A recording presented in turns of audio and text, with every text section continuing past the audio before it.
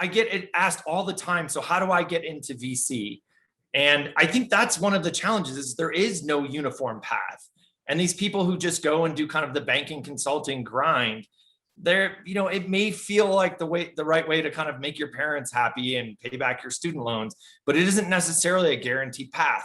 The only thing that assures that you will be successful in that game is to be helpful. And so that's all these startups need is someone who can be helpful to them, right? And so, and that's what separates kind of a value added investor from a dentist. God bless all the dentists. I have my cleaning scheduled tomorrow, but like, that's the separation there. And so how do you be helpful? Well, I think each of us is helpful in our own different way. And I've tried to, throughout my career, have an honest personal inventory of what am I good at and what am I not good at? And then, people have called me along the way self-promotional. Fuck yes, I'm self-promotional. Like I have to remind everyone what I'm good at and why they should come to me and bring their companies to me and why they should collaborate with me. So as I look back at the beginning of my career, I started realizing things that I was good at. And often our superpowers aren't even that obvious to us because they're so easy, they don't require that effort. Whereas other people's superpowers are daunting. And so what I started to do was just build this inventory of how am I helpful to these companies? I think back to one of the very first, I think it was the first Y Combinator gathering in 2005, actually, where I was a speaker. And it was like the Reddit guys were there, Alexis and Steve, and they said, oh, thank God a Google guy's here so he can help us with advertising. And I'm like, do I tell them there are 15,000 other people in the building who know more about advertising than I do? But as the conversation evolved, I started realizing, you know what, shit, in this room, I do know the most about ads. And I started to kind of identify each of these characteristics. What did I do? Well, I was a great storyteller. I was great at helping a company distill their story into something they could tell investors, that they could tell hires, that they could tell users. I was good at taking a front page and making it simpler, moving pixels around and making calls to action clearer.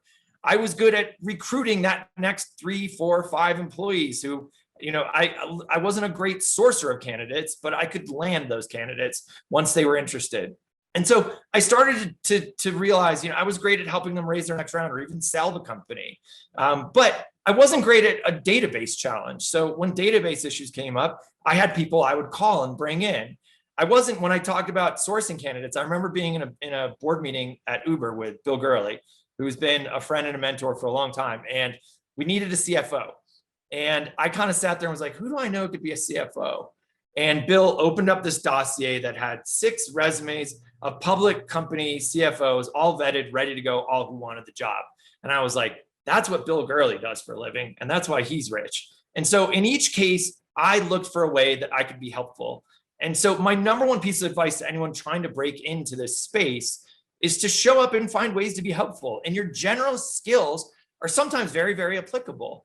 At Google, I had kind of the most half-assed resume of anybody in the building for what I was trying to accomplish there.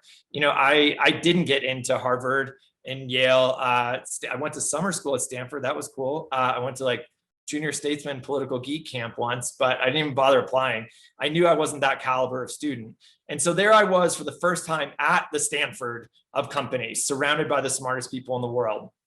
And yet what I found was that compared to these people who had these incredible resumes from Yahoo and Microsoft, the company I worked at before then, Spadera Networks, we were 35 people.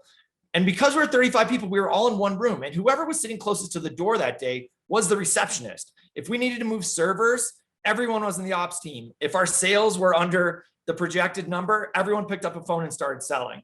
And so as a result, I had basically held every job in that company.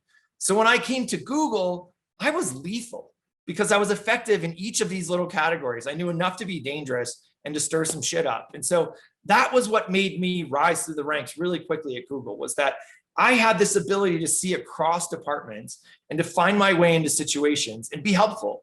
And that's all anybody wants ever, is somebody who can be helpful, to take stuff off their plate. When I hire people, we have a lot of tests we put people through, but one is I know the people who stay with me the longest are going to be a net consumer of email, not a net generator of email.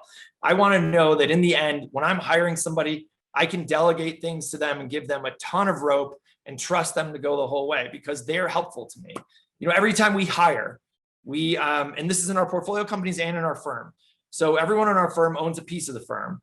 And every time I give someone a piece of those profits, I am making a calculation that after I give that piece away to them, my remaining piece will be worth more as a consequence of them joining.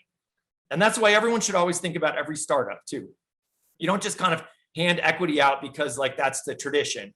You say, hey, I am giving you X% of this company because I think the remaining percent will be worth more as a consequence of you being here. And that's the thing, is that ultimately every single one of those kinds of relationships and transactions and evaluations comes down to, is that person helpful? And so everything you do on your path should be oriented around, what problems am I identifying? What am I seeing people struggle with out there? What seems to be the issue that folks are wrestling with, and how can I be helpful there? Because at the end of the day, these startups, and particularly the best ones, don't actually give a shit about your resume. God bless you and all your student loans, but they don't really care. They just care if you're going to be helpful.